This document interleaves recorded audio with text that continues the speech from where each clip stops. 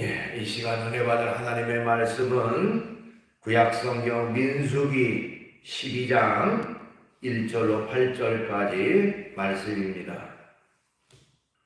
받들어 봉독을 하겠습니다. 모세가 구스 여자를 취하였더니 그 구스 여자를 취하였으므로 미리암과 아론이 모세를 비방하니라.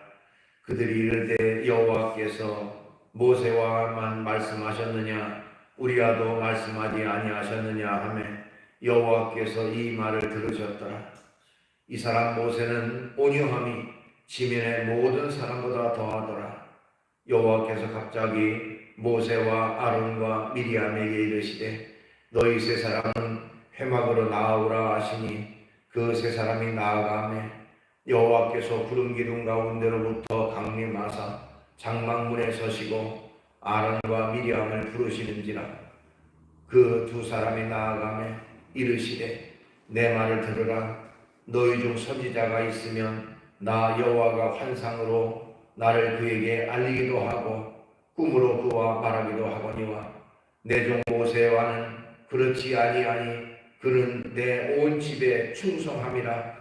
그와는 내가 대면하여 명백히 말하고 은밀한 말로 하지 아니하며 그는 또 여호와의 형상을 보거늘 너희가 어찌하여 내 종 모세를 비방하기를 두려워하지 아니하느냐. 아멘. 말씀을 8절까지 받들어 봉독을 했습니다.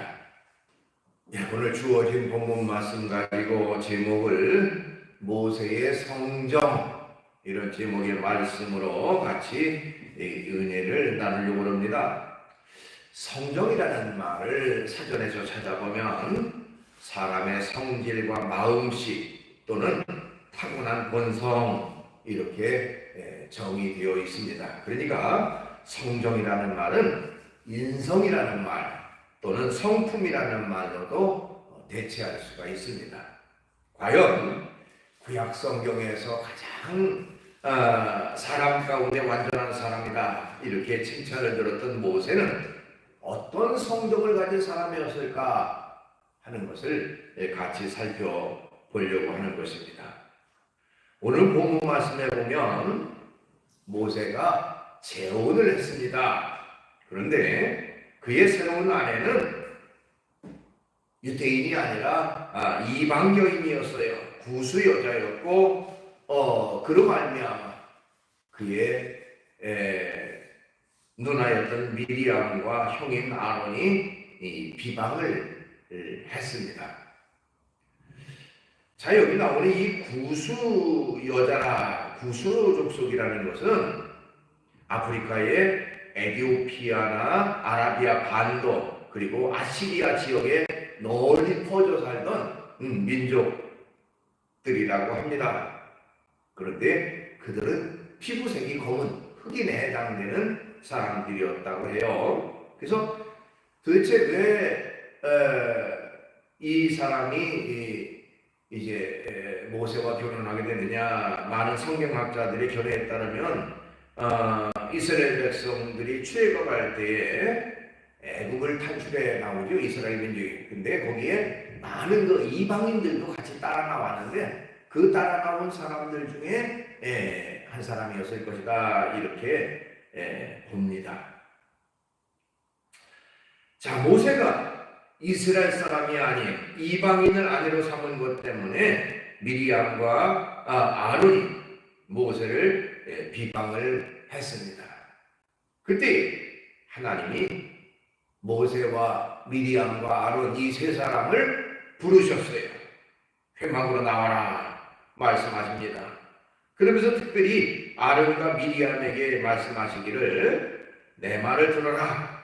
너희 중에 선지자가 있으면 내가 환상으로라든지 꿈으로라든지 내 뜻을 그에게 알리기도 한다. 그러나 모세는 환상이나 꿈이 아니라 내가 직접 대면해서 그와 얘기하는 사람이다 라고 말씀하시면서 자, 모세는 여호와의 형상을 보는 사람인데 너희가 어찌해서 내 종 모세를 비방하기를 두려워하지 않냐 하는 말씀을 하셨습니다.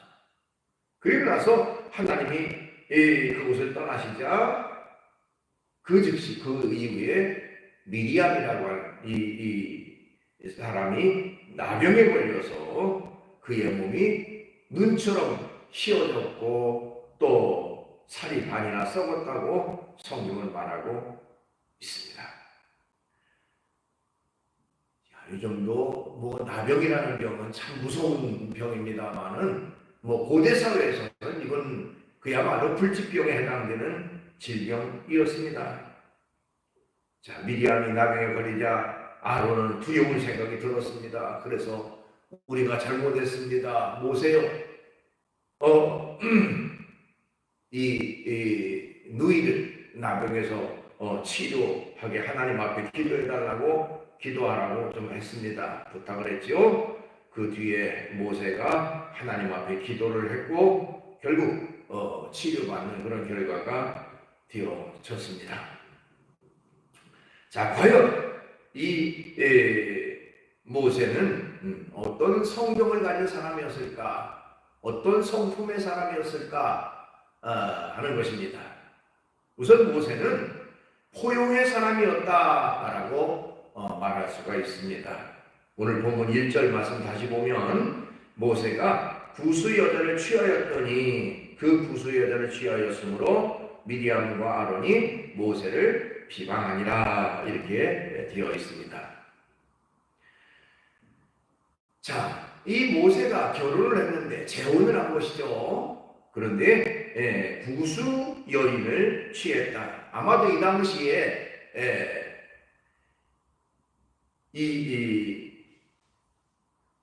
이스라엘 백성이 아닌 이방 여인, 그것도 흑인을 아내로 맞이한다고 하는 것은 상식선에서는 도저히 이해할 수 없는 그런 상황이었을 것입니다. 그래서 이 미리암과 아론은 모세에 대해서 비방을 했던 것이죠. 그러나 그들이 알지 못하는 것은 그들은 하나님과 대면하는 이 모세가 하나님의 뜻에 의해서 결혼을 했다고 하는 그 사실을 이해하지 못했습니다. 단순히 영적 우월감 속에, 영적인 교만함 속에 빠져서 모세를 비방했던 것이죠. 우리 기독교인들이 가장 경계해야 될 것 가운데 하나는 영적인 교만 가운데 빠져서는 안 된다는 것입니다. 내가 믿음 생활 오래 하고 기도 생활 많이 하고 또 신앙 생활 하다 보면 그렇지 못한 사람들에 대해서 나는 우월한 사람이야, 나는 뛰어난 사람이야, 너는 나보다도 못해 하고 다른 사람 위에 자신을 드러내려고 하는 영적 교만 가운데 빠지는 경우가 있습니다. 그건 참으로 하나님 앞에 바른 모습이 아니죠. 어떻게 보면 이 미리암과 아론은 영적 교만 속에 빠져서 모세를 비방하는 그런 일이 있었던 것으로 봅니다. 자, 성경은요 우리에게 하나님은 온 인류를 한 혈통으로 만드셨다라고 말씀하고 있습니다. 사도행전 17장 26절 앞부분에 보니까 인류의 모든 족속을 한 혈통으로 만드사 온 땅에 살게 하시고 이렇게 기록하고 있습니다. 여러분, 우리가 엄밀한 의미에서 보면 모두가 다 아담의 후손인 것이죠. 그렇죠? 하나님이 최초의 사람인 아담을 만드셨고 그 사람을 통해서 후손을 낳게 하셨고 그 후손이 민족을 이루고 가족을 이뤘습니다. 그렇기 때문에 어떻게 보면 아담이라고 하는 한 사람의 혈통으로부터 이루어졌다는 것이죠. 그렇기 때문에 어떤 민족 차별이 있어서는 안 되겠고요. 인종 차별도 있어서는 안 되는 것입니다. 엄밀한 의미에서는. 또 창세기 12장 3절 말씀에 보면 거기 하나님이 아브라함을 부르시고 아브라함에게 약속하신 내용이 나옵니다. 창세기 12장 3절 너를 축복하는 자에게는 내가 복을 내리고 너를 저주하는 자에게는 내가 저주하리니 땅의 모든 족속이 너로 말미암아 복을 얻을 것이라 하신지라 했습니다. 자, 아브라함을 복의 근원으로 삼겠다. 그리고 너를 축복하는 자는 내 축복하고 저주하는 자는 내가 내 저주할 것이다 라고 말하면서 너를 너로 말미암아 이스라엘 민족이 복을 얻을 것이다 라고 기록된 게 아니라 모든 족속이, 땅의 모든 족속이 너로 말미암아 복을 얻을 것이다 이렇게 말씀했어요. 그러니까 아까도 말씀드렸지만 하나님은 한 족속, 한 민족만의 하나님이 결코 아니시라는 것입니다. 그런데 유대인들은요, 하나님을 마치 자신들의 전유물인 것처럼, 자기 민족만의 하나님인 것처럼 그렇게 생각을 했다는 것입니다.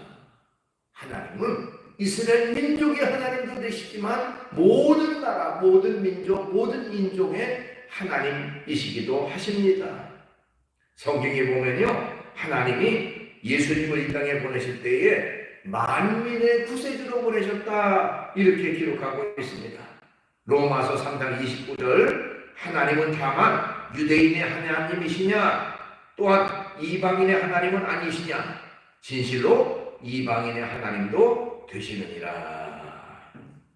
그 유대인들이 생각할 때는 유대인의 하나님으로만 생각하지만 이방인의 하나님도 되신다. 하나님은 모든 인류의 하나님이 되신다라고 성경은 말하고 있습니다. 그 때문에 자기 민족적인 우월감 속에 빠지고 자기 인종적인 우월감 속에 빠지고 또 자기 지식적인 우월감 또 자기 어떤 그 신분적인 그런 그 우월감에 빠지지 말고 우리가 모든 사람의 하나님 되심을 인정하고 또한 허용할 수 있는 넓은 마음이 우리에게 있어야 된다는 것입니다. 모세는 허용의 사람이었다라고 말할 수가 있습니다. 그 다음에 두 번째로 모세는 온유의 사람입니다. 오늘 본문 3절 말씀, 이 사람 모세는 온유함이 지면의 모든 사람보다 더하더라 이렇게 돼 있어요. 모세는 참으로 온유한 사람이었는데 지면의 모든 사람, 이 땅에 살아있는 모든 사람보다 더 뛰어나게 온유했던 사람이 바로 모세였다라고 하는 것을 강조하고 있습니다. 여러분, 우리가 잘 아는 것처럼 그런 모세가 태어날 때부터 온유했던 사람일까? 그건 아니라는 겁니다. 성경을 쭉 읽어보면요, 모세는 태어날 때부터 온유한 사람이 아니고 젊은 시절에는 굉장히 다혈질적인 사람이었던 것으로 봅니다. 우리가 잘 아는 대로 모세가 바로의 그 공주의 아들로 이제 강에서 건져지죠. 그리고 바로의 궁정에서 살 때에 젊은 시절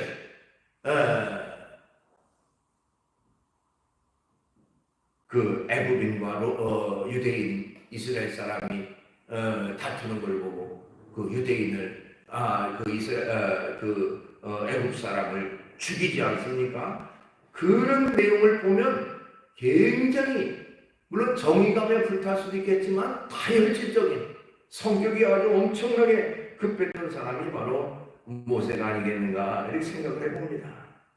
그런 그 모세가 광야 40년 동안 하나님의 그 인도하신 가운데 훈련을 받았고 하나님 앞에서 바른 믿음, 바른 신앙을 갖게 되니까 참으로 온유한 그런 사람이 되어졌다는 것입니다. 그래서 그 온유함이 지면의 모든 사람보다 더했다. 이 세상에 살아있는 모든 사람보다 이 뛰어난 온유한 사람이 됐다라고 말하고 있습니다. 자, 우리도 온유한 사람이 되어야 됩니다. 하나님 앞에서 온유함의 모습을 가지고 살아가야 됩니다. 그런데 이 온유함을 갖춘다고 하는 것은 사람의 노력과 사람의 힘 가지고 되어지는 것이 아니라 우리가 진정으로 온유한 사람이 되기 위해서는 성령의 능력, 성령의 충만함을 받아야만 온유한 사람이 되어지게 되는 거예요. 왜 그렇습니까? 성령의 열매가 바로 온유가 바로 성령의 열매이기 때문에 그래요. 갈라디아서 5장 22절 23절 오직 성령의 열매는 사랑과 희락과 화평과 오래 참음과 자비와 양선과 충성과 온유와 절제니 이 같은 것을 금지할 법이 없느니라. 온유, 그게 바로 성령의 열매인 것입니다. 그러니까 우리가 진정 온유한 사람이 되기 위해서는 내가 참 말 조심하고 행동 조심하고 우리가 다른 사람을 대해서 참 사랑의 마음을 가지고 사는 노력하는 것 중요하지만 그 노력 가지고 되어지는 게 아니라 진정 온유한 사람은 하나님의 성령으로 충만해질 때에 온유한 사람이 되어지는 것입니다. 성령의 열매로 나타나게 되는 것이죠. 자, 그렇다면 이 온유라고 하는 말을 조금 더 깊이 있게 살펴볼 필요가 있습니다. 온유라는 말은 어떤 의미일까? 우리가 한자로는 따뜻할 온자에다가 부드러울 유자를 써요. 그러니까 따뜻하고 부드러움을 갖춘 것을 온유라고 얘기를 합니다. 그런데 이 온유함이라고 하는 것이 어떤 특징을 가지고 있는가 하는 것입니다. 온유함의 특징은 부드럽다는 것이에요. 즉 다른 말로 말하면 하나님 앞에 잘 길들여진 상태를 온유함이라고 말할 수가 있습니다. 부드러워졌다, 길들여졌다, 그런 말입니다. 우리가 로데오 경기라고 하는 그 경기의 이름을 들어봤지요. 또 TV로 볼 때도 있습니다. 소나 말을 타고 누가 오래 거기에서 버티느냐 하는 것이죠. 그 소나 말은 굉장히 거친 야생마, 거친 말, 거친 그 소, 그 위에 안장을 잡고 올라가서 그 난동을 부리는 그 위에 누가 오래 버티느냐 해서 시간을 재가지고 경기를 하기도 합니다. 자, 야생마는 자기 위에 누가 올라타는 것을 용납하지 않아요. 그러니까 천방지축 날뛰면서 그 위에 있는 앉은 사람을 다 떨쳐버리려고 합니다. 자, 그렇게 힘이 넘치고 와일드한 그런 소나 말도요, 조련사에 의해서 길들여지면 아주 유순한 양과 같은 그런 상태가 됩니다. 길들여지면. 그렇죠? 그 거친 말이나 소도 길들여지면 아주 유순한 상태가 돼요. 자, 유순한 상태가 됐다고 해서 본래의 힘이 없어진 게 아니에요. 힘은 갖춰 있는데 그 조련사에 의해서 그렇게 길들여진 그런 상태가 됐다는 겁니다. 그게 바로 온유라는 거예요. 온유. 자, 우리는 하나님에 의해서 길들여진 상태. 그래서 하나님에 의해서 인도함을 받는, 하나님이 원하시는 대로 살아가는 그 모습, 그것이 바로 온유함의 모습이라는 것입니다. 그 다음에 온유함이라고 하는 것은 따뜻함을 가진 상태가 바로 온유함인 것입니다. 바로 자신을, 이 모세의 예를 들면 자기를 대적했던 그런 백성들을 위해서도 따뜻하게 다가섰고, 오히려 그들을 위해서 기도해줬고, 자신의 몸처럼 그렇게 아끼고 사랑했던 사람이 바로 모세였다고 하는 것입니다. 오늘 본문에서도 자기의 비록 누이지만 자기를 정면으로 비방하고 비난했던 이 미리암을 향해서 똑같이 악한 감정을 갖는 게 아니라 그가 나병에 문둥병에 걸렸을 때에 그를 위해서 하나님 앞에 간절히 중보 기도했던 사람이 바로 모세였다고 하는 것입니다. 그러니까 온유라고 하는 것은 저런 따뜻함을 가진 것이 바로 온유인 것입니다. 15세기 영국에서 가장 존경받는 인물 가운데 한 사람이 바로 토마스 모어라고 하는 분이 계셨습니다. 이 토마스 모어는 그 믿음과 신앙에서 본을 보이고 많은 사람에게 사랑과 존경을 받는 그런 인물이었습니다.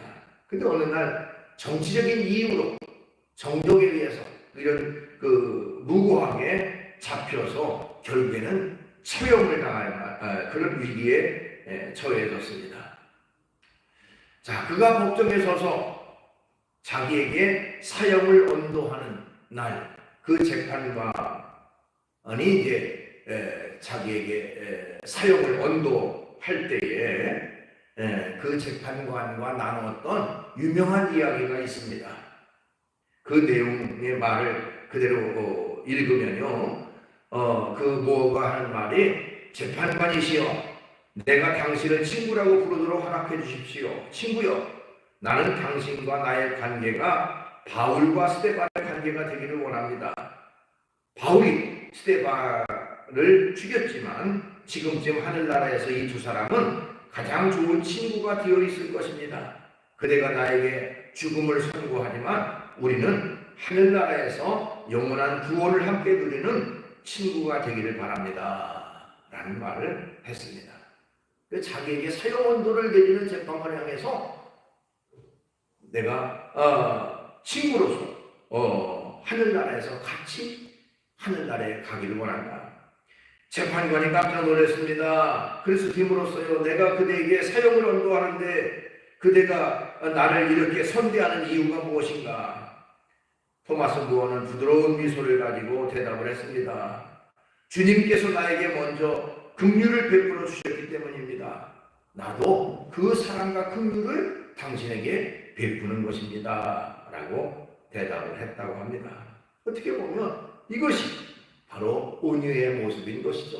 비록 자신에게 불합리하게, 부당하게 사형 언도를 내리는 그 사람을 향해서도 사랑의 마음으로 다가서는 것, 그것이 바로 온유인 것이다 라고 말할 수가 있습니다. 모세는 온유함이 지면의 모든 사람보다 뛰어난 그런 사람이었다라고 했습니다. 그 다음에 모세는 하나님과 친밀한 사람이었습니다. 오늘 본문 2절 말씀, 그들이 이르되 여호와께서 모세와 말씀하셨느냐 우리와도 말씀하지 아니하셨느냐 하매 여호와께서 이 말을 들으셨더라, 이렇게 기록되어 있어요. 자, 아까 말씀드렸듯이 1절에 이 모세가 이방 여인인 부수 사람과 재혼을 하게 되니까 그걸 의해서 비난을 했다는 말이죠. 그러면서 하나님이 모세의 하나님만 되냐? 우리의 하나님도 아니냐? 우리도 하나님과 되면 우리도 하나님의 말을 하나님이 우리의 말씀 우리와 말씀하지 않았더냐라고 얘기를 합니다.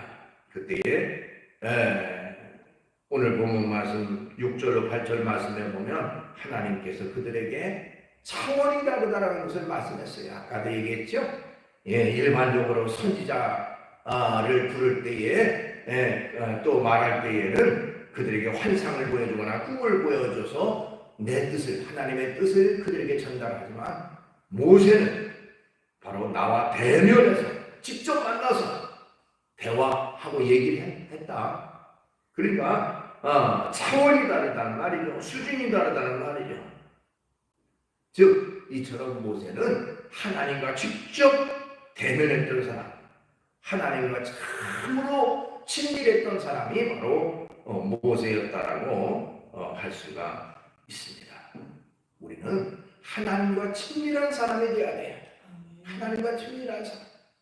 그야말로 이 모세처럼 하나님과 직접 대면하여서 대화하는, 하나님을 만나는 그런 사람이 되어야 되는 것입니다. 우리가 하나님과 친밀해지기 위해서는 어떤 조건이 있어야 될까요? 어떨 때에 하나님은 우리와 친밀해질 수 있을까요? 하나님과 친밀해지는 조건이 무엇입니까? 우선 하나님과 친밀하기 위해서는 예수님을 영접해서 거듭나야 하나님과 친밀해질 수가 있는 것입니다. 예수님을 믿으면 하나님의 자녀가 되어집니다. 그리고 성령께서 그 사람 속에 내주하여 계시는 것입니다. 그래서 하나님과 친밀함을 유지하게 되는 거예요. 즉 성령의 내주하심이 우리 속에 있고 우리가 하나님의 자녀가 될 때에 날마다 하나님과 친밀함을 유지하게 됩니다. 여러분, 자녀의 관계와 남남과의 관계는 하늘과 땅의 차이가 되어집니다. 우리가 길을 가다가 무슨 그 어린아이나 누구를 볼 때는 그저 작은 아이지만 나와 상관없는 아이인 것이죠. 그러나 내 자녀가 거기에 있으면 왜 여기 있어 하고 같이 데리고 가고 친밀하게 대화를 나누고 얘기를 합니다. 나의 아이이기 때문에 그런 것이죠. 우리가 예수님을 영접하면 하나님의 자녀가 되는 것입니다. 하나님의 자녀가 되기 때문에 하나님과 친밀한, 하나님은 우리의 아버지가 되시고 우리는 하나님의 자녀이니 그런 친밀함이 우리에게 주어지는 것입니다. 그 다음에 하나님과 친밀해지기 위해서는요, 하나님을 경외하는 자세가 매일매일 있어야 됩니다. 시편 25편 14절 여호와의 친밀하심이 그를 경외하는 자들에게 있으며, 그렇게 말하고 있습니다. 경외하는 자, 하나님을 경외하는 자에게 여호와의 친밀하심이 있다. 그를 가까이 하신다는 말이에요. 경외하는 사람에게. 자, 여기 친밀함이라고 하는 말은 구약에 기록된 히브리어로 소드라고 하는 단어로 쓰는데요, 비밀 회담을 말할 때에 사용됩니다. 여러분, 회담이라는 말 가끔 하죠. 정치인들이 어떤 사람과 만나서 회의를 한다, 회담을 한다. 근데 공식적인 그냥 기자들을 앞에 놓고서 불러서 얘기하는 것도 있지만 이제는 비공식이다. 그러니까 기자들 다 밖으로 나가게 하고 비밀스럽게 둘만 대화를 하는 그런 회담이 있어요. 그런데 바로 여기 친밀함이라고 하는 말이 비밀회담이라는 말이에요. 하나님이 나와 둘만 밀접하게 말씀하신다는 그런 말이에요. 그런 의미인 것입니다. 비밀스러운 것까지도 말씀하신다. 그러니까 그 정도로 하나님을 경외하는 사람에게 하나님의 비밀스러운 것까지도 다 알려주시는 그런 은혜를 그에게 베풀어 주신다라고 말하고 있는 것입니다. 그러니까 하나님을 잘 경외하면 하나님과 친밀해질 수 있고요. 또 하나님과 친밀해지기 위해서는 하나님 앞에 기도를 통해서 친밀해질 수가 있습니다. 기도라고 하는 것은 하나님을 만나는 시간이고요, 하나님과 대화하는 시간입니다. 모세도요, 항상 하나님께 기도함으로 말미암아 하나님과 매일매일 친밀함을 유지했습니다. 출애굽기 33장 11절 앞부분에 보니까 사람이 자기 친구와 이야기함 같이 여호와께서는 모세와 대면하여 말씀하시며 그랬습니다. 친구와 말씀하는 거죠. 말하는 거죠. 친구와 대화를 나누는 것처럼 하나님이 모세와 대면해서 이렇게 말씀하신다. 그 뭐예요? 모세 입장에서는 하나님께 기도함으로 말미암아 이렇게 매일매일 하나님과 대면해서 만나는 그런 친밀함이 있었다는 것입니다. 자, 우리도 기도함으로 말미암아 하나님과 날마다 대면하고 하나님과 친밀해지는 그런 축복이 있기를 주의 이름으로 축원합니다. 그 다음에 이제 모세는 어떤 사람이었느냐? 모세는 충성된 사람이었다 말할 수가 있습니다. 오늘 보면 7절 내 종 모세와는 그렇지 아니하니 그는 내 온 집에 충성함이니라 이렇게 말하고 있습니다. 하나님은 모세의 충성됨을 인정하셨어요.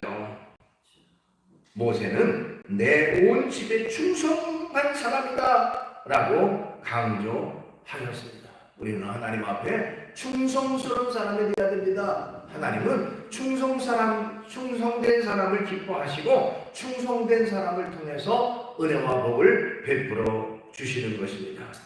그러면 우리가 하나님 앞에 충성하자. 어떻게 충성해야 될까요? 우선은 하나님께만 충성하는 우리가 되어야 됩니다. 우리가 마음을 다하고 목숨을 다하고 뜻을 다해서 하나님을 사랑하고 하나님 앞에 충성해야 되는데 하나님께만 충성하는, 그래서 우리가 되어야 되는 것입니다. 또한 우리는 맡겨진 일에 충성해야 됩니다. 고린도전서 4장 1절 2절 사람이 마땅히 우리를 그리스도의 일꾼이요 하나님의 비밀을 맡은 자로 여길지어다. 그리고 맡은 자들에게 구할 것은 충성이니라 했습니다. 맡은 자, 하나님의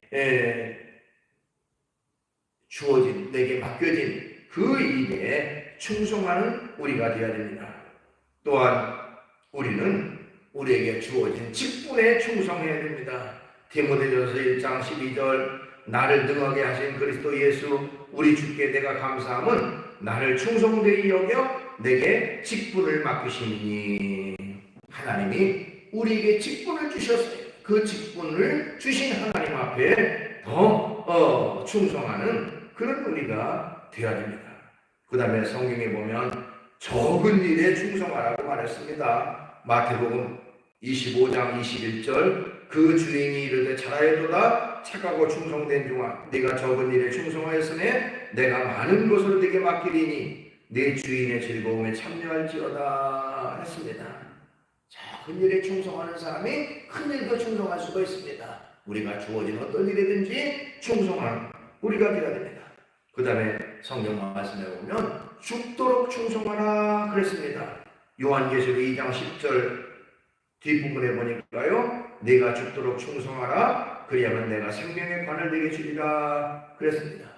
죽도록 충성하는 사람, 끝까지 충성하는 사람, 그 사람을 하나님은 기뻐하시고 그 사람을 통해서 하나님의 영광을 드러내게 되는 것입니다. 오늘 이 시간 모세가 어떤 인물이었는지, 그의 성품이 어땠는지, 그의 인간됨됨이가 어땠는지 하는 것들을 살펴봤습니다.